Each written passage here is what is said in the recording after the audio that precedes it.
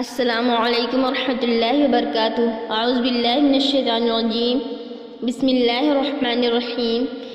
ان رسول اللہ صلی اللہ علیہ وسلم قال لا يدخل الجنۃ قاطع الرحم۔ رسول اللہ صلی اللہ علیہ وسلم نے فرمایا، قطع رحم کرنے والا جنت میں نہ جائے گا۔ عزیز ساتھیوں، جو شخص رشتہ داروں سے قطع تعلق کر کے اپنے خاندان کو انتشار اور بے چینی میں مبتلا کر دے، اسے جنت میں جانے کا حق نہیں ہے۔ وہ جنت میں نہیں جا سکے گا مگر اس جرم کی سزا پانے کے بعد۔ انسان فطرتاً تمدن پسند ہے۔ قبیلہ اور خاندان کی قوت اور وقار کا انحصار اس کے افراد کے باہمی تعلقات پر ہوتا ہے۔ اگر وہ ایک دوسرے کے ہمدرد اور خیرخواہ ہوں تو نہ صرف یہ کہ وہ خوشحال ہوتے ہیں بلکہ معاشرے میں بھی انہیں احترام کی نگاہ سے دیکھا جاتا ہے۔ اس لیے اللہ تعالیٰ نے قرابت داروں کے ساتھ حسن سلوک کرنے پر بہت زور دیا ہے۔ واتقوا اللہ الذی تساءلون بہ والارحام ان اللہ کان علیکم رقیبا۔ اس خدا سے ڈرو جس کا واسطہ دے کر تم ایک دوسرے سے اپنے حق مانگتے ہو، اور رشتہ و قرابت کے تعلقات کو بگاڑنے سے پرہیز کرو۔ یقین جانو کہ اللہ تم پر نگرانی کر رہا ہے۔ اہل قرابت کے حقوق ادا کرتے رہو اور قطع رحم اور بدسلوکی سے بچو۔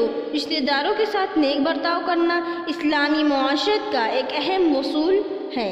اللہ تعالیٰ نے فرمایا، وَاعْبُدُوا اللَّهَ وَلَا تُشْرِكُوا بِهِ شَيْئًا وَبِالْوَالِدَيْنِ إِحْسَانًا وَبِذِي الْقُرْبَى وَالْيَتَامَى وَالْمَسَاكِينِ۔ اور تم سب اللہ کی بندگی کرو اور اس کے ساتھ کسی کو شریک نہ بناؤ۔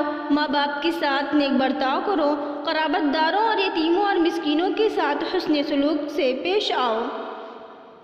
اس آیت میں اللہ کی بندگی کرنے اور اس کے ساتھ کسی کو شریک نہ ٹھہرانے کا حکم ہے۔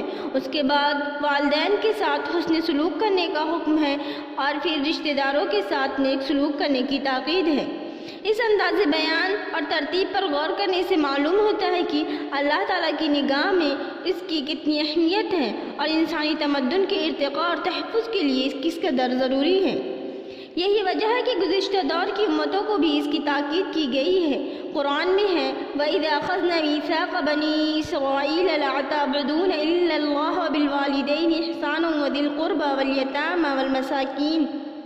یاد کرو، اسرائیل کی اولاد سے ہم نے پختہ عہد لیا تھا کہ اللہ کے سوا کسی کی عبادت نہ کرنا، ماں باپ کے ساتھ، رشتہ داروں کے ساتھ، یتیموں اور مسکینوں کے ساتھ نیک سلوک